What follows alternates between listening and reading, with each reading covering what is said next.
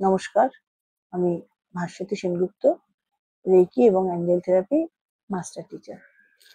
আমি আগের দিন গ্রাউন্ডিং সম্বন্ধে বলেছিলাম যে আমাদের সাথে মাদার আর্থের কানেকশন কিভাবে করা হয়, কিভাবে আমাদের নেগেটিভিটি মাদার আর্থে গিয়ে পজিটিভ হয়ে যায় এবং মাদার আর্থের কাছ থেকে আমরা কিভাবে পজিটিভ এনার্জিটা পাই, সেটা বলেছিলাম আগের দিন। আজকে বলবো যে আমরা যদি হিল করি, হিলিং করার পরে আমরা যদি গ্রাউন্ডিং না করি তাহলে কি কি হতে পারে।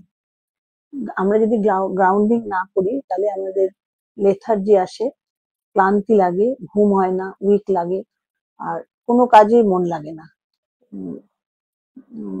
পেশেন্টের প্রচুর প্রবলেম অনেক সময় হিলারের চলে আসে, যার জন্য গ্রাউন্ডিং করা অত্যন্ত জরুরি এবং গ্রাউন্ডিং বিষয়টা আমাদের জানাও খুবই জরুরি।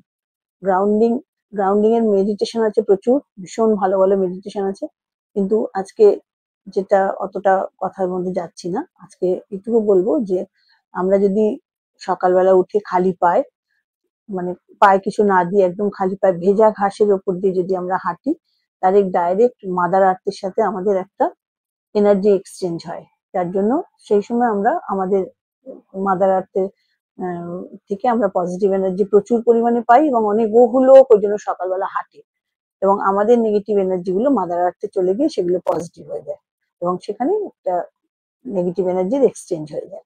আর আমাদের তখন নিজেদের ভীষণ হালকা লাগে, ফ্রেশ লাগে, মনে আমরা এই মানে বেশ ঘুম থেকে উঠেও আমরা মানে স্বতঃস্ফূর্ত থাকতে পারি।